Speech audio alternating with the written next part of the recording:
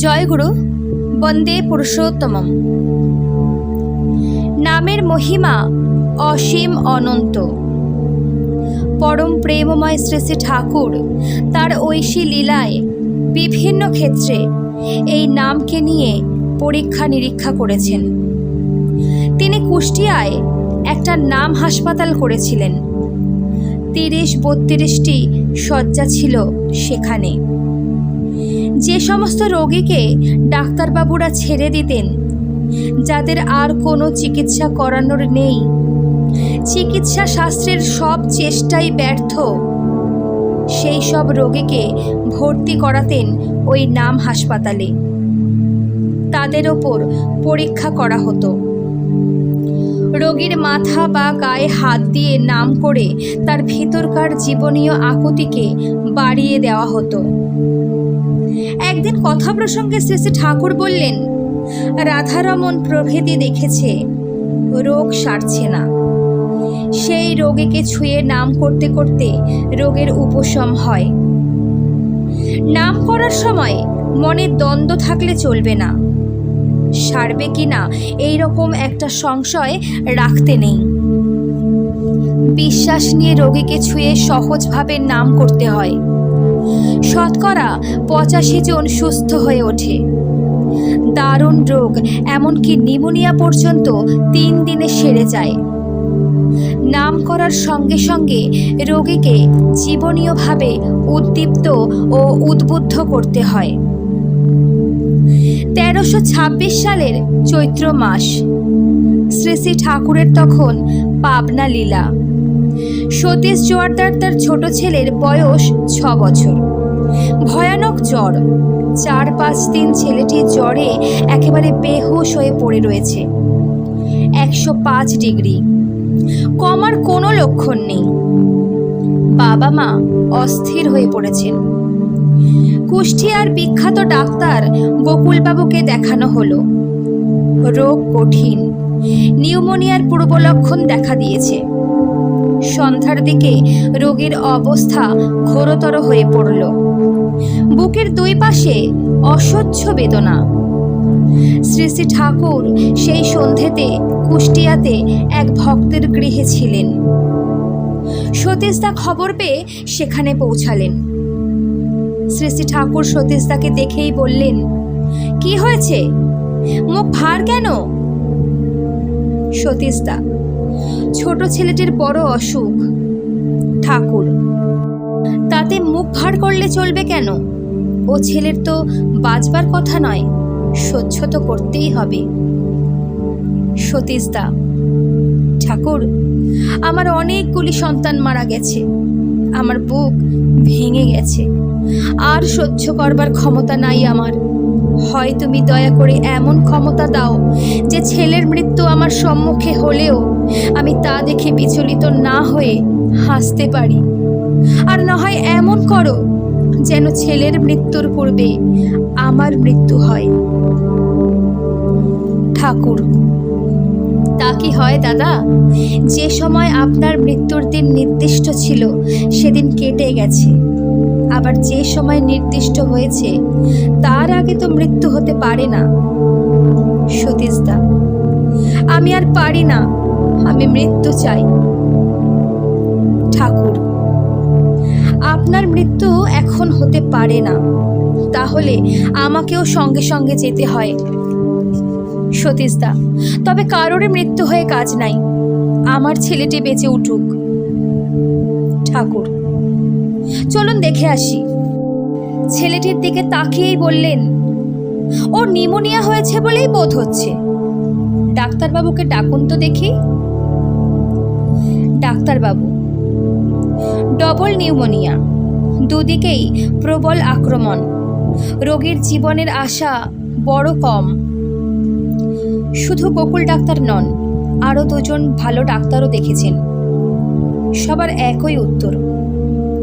এরপর যার প্রতি আসক্তিতে মানুষের বিচ্ছিন্ন জীবন ও জগতের সমস্ত বিরোধের চরম সমাধান লাভ হয়, তিনি শ্রীমুখে কি বলবেন?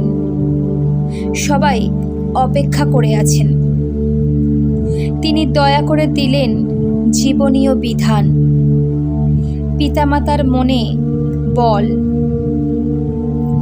বিশ্বাস ও সত্য নাম মাহাত্ম্যে সবই হতে পারে। এ ছেলেও বেঁচে যেতে পারে।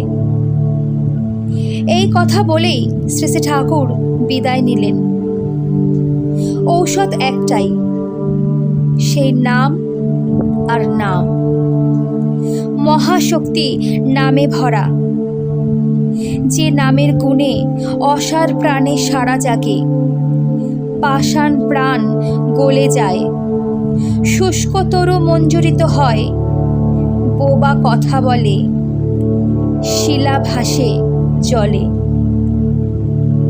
সেই নামই শেষ সম্বল হলো সতীশদার। শুরু করলেন অখণ্ড নামযোগ। 16 আনা বিশ্বাস নিয়েই চলল নাম পর্ব। ভোর হতেই সেই ছেলে অনেকটা সুস্থ হয়ে উঠল। নামের অশেষ দয়ায়, নামের অপার গুণে। খুব শীঘ্রই শ্রী শ্রী ঠাকুরের শ্রীচরণে এই আনন্দের খবর নিবেদন করা হলো। তিনি সহাস্যে বদনে বলে উঠলেন, জয় গুরু। আর কিছু না বলে হাসতে থাকলেন। ধন্য তার লীলা, বোঝে প্রাণ বোঝে যার। শুধু মানুষ নয়, পোকামাকড়ও ছিল তার পরীক্ষার অধীন। ভক্তদের শুনিয়েছেন সেই সব অভিজ্ঞতার কথা। ছোটবেলায় একটা তেলা পোকা ভালো করে পর্যবেক্ষণ করে দেখলাম মরে গেছে। ছেলেবেলা থেকে পোকামাকড়ের প্রতি মমতা ছিল। বাঁচানো যায় কিনা সেই উদ্দেশ্যে দেখছিলাম। পায়খানা করতে বসে ওর দিকে চেয়ে নাম করতে আরম্ভ করলাম। একটু নড়ে উঠল, সন্দেহ হলো হয়তো মরেনি, কিন্তু মরেই যে গিয়েছিল তা তো আগেই দেখেছিলাম। পরে নাম করার ফলে সে তাজা হয়ে হেঁটে চলে গেল। আর একটা গুবরে পোকা, মরা অর্ধেক খাওয়া, সেও পায়খানায় বসে দেখি। তার দিকে চেয়ে একটুক্ষণ নাম করি, নড়ে ওঠে। নাম ছেড়ে দিই, আবারও চুপচাপ পড়ে থাকে। 8-10 বার এইরকম নাম করে বুঝলাম নামের শক্তিতেই মরা জিনিস নড়ে উঠেছে। এবার নামের প্রভাবে কিভাবে প্রাণ রক্ষা হয় তারই একটি বাস্তব দৃষ্টান্ত তুলে ধরছি। 1987 সাল, তারিখটা আজ আর মনে নেই, তবে সেদিনকার ভয়ঙ্কর স্মৃতি আজও আমাকে তাড়া করে ফেরে।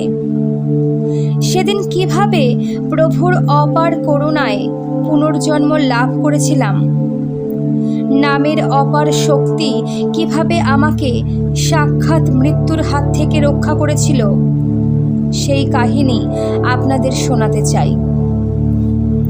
এখানে লেখক অপূর্ব কুমার মণ্ডল তার জীবনের কথাটি তুলে ধরছেন। আমাদের বাড়ি উত্তর 24 পরগনার বসিরহাটে। তখন আমি ক্যানিং ডেভিড সেগুন স্কুলের 10ম শ্রেণীর ছাত্র। হোস্টেলে থাকি। প্রিটেস্ট পরীক্ষা আসন্ন। খুব ভোরে বসিরহাট থেকে বাসে রওনা দিয়েছি। 72 বাসে যথারীতি চৈতলঘাটে উপস্থিত সকাল 7টায়। নদী পেরিয়ে মালঞ্চ। মালঞ্চ থেকে লোকাল বাসে যেতে হবে ডকঘাট। ডকঘাট পার হলেই ক্যানিং। বাসটিতে ভিড় বেশি না হলেও আমি সিট পাইনি। আমি স্কুলের ব্যাগ একটি কাঁধে নিয়ে বাসের ভিতর হ্যান্ডেল ধরে দাঁড়িয়ে আছি। বাসটি দক্ষিণ মুখে ছুটে চলেছে, আমি পশ্চিম মুখ দাঁড়িয়ে। বাসের বাঁদিক ঘেঁষে সামনে পিছনে দুটো দরজা। সকাল তখন 8টা। বর্ষা তখন শেষের দিকে। রাস্তার দুপাশে খাল ভর্তি জল। সামনে পরীক্ষা, তাই দাঁড়িয়ে দাঁড়িয়ে শেক্সপিয়ারের একটি কবিতা মনে করার চেষ্টা করছি। আবার মাঝে মাঝে মনে মনে ঠাকুরের নাম জপ করছি। হঠাৎ বাসের ভিতর প্রচণ্ড একটা ঝাঁকুনি অনুভব করলাম। সামনে তাকিয়ে দেখি বড় গরু একটা রাস্তায় শোয়া। ড্রাইভার সাইড কাটাতে না পেরে গরুর ওপর দিয়েই গাড়ি চালিয়ে দিল। তখন ড্রাইভার ব্যালেন্স হারিয়ে ফেলেছে। বাসটি ৪৫ ডিগ্রি কোণ নিয়ে ছুটছে। হঠাৎ রাস্তা থেকে নেমে গিয়ে সোজা একটি বাবলা গাছে ধাক্কা লাগিয়ে ডান দিকে খালে পড়ে গেল। ততক্ষণে আমিও হ্যান্ডেল ছাড়া হয়ে জলের তলায় গভীর অন্ধকার। আমার বাঁ দিকে যারা দাঁড়িয়ে ছিল তারা জলের ভিতর আমার ঘাড়ের উপর। এদিকে আমার কাঁধে যে ব্যাগ ছিল তার ফিতে গলায় জড়িয়ে গেল। আমি ঠেলাঠেলি করতে লাগলাম, কিছুতেই উঠতে পারলাম না। বুঝলাম এ যাত্রায় রেহাই নেই, সাক্ষাৎ মৃত্যু। বাঁচার কোনো আশা না পেয়ে ঠাকুরের নাম প্রাণপণে জপ করতে লাগলাম। দম বন্ধ হয়ে আসছে জলের অন্ধকারে, সমস্ত বুকটা যেন ফেটে চৌচির হবে। নাম করতে করতে পা দুটো তলায় জোরে চেপে ধরে উপরের দিকে জোরে একটি ঠেলা দিলাম। ঠাকুরের অপার করুণায় ব্যাগের ফিতে ছিঁড়ে গেল। পিঠের ওপর ২-৩ জন লোক সহ উপরের দিকে উঠতে লাগলাম। ঠাকুরের এমন লীলা, ঠিক দরজা সোজা উঠে এলাম। উপরে উঠে দেখি লোকজনের ভিড়। বাসের ভিতর তাকিয়ে দেখি বীভৎস কাণ্ড। বেশিরভাগ আহত, তাদের হাসপাতালে নিয়ে যাওয়া হচ্ছে। একটা শিশু জলের ভিতরেই মারা গেছে। আশেপাশে গ্রামের মানুষের ভিড়ের ভিতর কোথায় কন্ডাক্টর পালিয়ে গেছে কেউ জানে না, ড্রাইভারকেও পাওয়া যাচ্ছে না। বাসটা জলের ভিতর। অনেকে আশঙ্কা করছেন হয়তো ড্রাইভার জলের তলায় চাপা পড়ে আছেন। গ্রামের থেকে দড়ি দড়া এনে বাসের গায়ে বেঁধে অনেকজন মিলে টেনে তোলার চেষ্টা করা হলো, কিন্তু বাসকে খাড়া করা গেল না। কলকাতাগামী একটি স্টেট বাস সোনাখালি থেকে আসছিল। সবাই মিলে তখন স্টেট বাসের সাথে দড়ি বেঁধে দিল। স্টেট বাস চলতে লাগলো। জলমগ্ন বাসটিও আস্তে আস্তে খাড়া হতে লাগলো। পশ্চিম দিকে মাঠে তখন প্রচুর লোক দাঁড়িয়ে। খানিকক্ষণ পরেই ড্রাইভারের মরদেহ দেখা গেল। কোমর থেকে বাইরের অংশটি বাসের বাইরে, আর কোমর থেকে পা অবধি ড্রাইভারের কামড়ায়। বোঝা গেল ড্রাইভার লাফ দিয়ে পালাবার চেষ্টা করছিল, কিন্তু শেষ রক্ষা হয়নি। ড্রাইভার লাফ দিয়ে পুরোপুরি বের হবার আগেই তাকে বাস মাটিতে পুঁতে দিয়েছে। যাই হোক, আমার কপাল কেটেছিল একটু। কপালে একটা ব্যান্ডেজ লাগিয়ে সুস্থ শরীরে স্কুলে পৌঁছেছিলাম। ঠাকুরের অপার করুণায় আমি সেদিন বেঁচেছিলাম। তার অসীম দয়ায় আজ আমি কাকদ্বীপের কাছে হাই স্কুলের একজন ইংরেজি সহকারী শিক্ষক। আজ ২২ বছর অতিক্রান্ত, কিন্তু এখনও সেই আগত মৃত্যুর ভয়াল দৃশ্য আমার চোখের সামনে ভেসে ওঠে। জয় গুরু।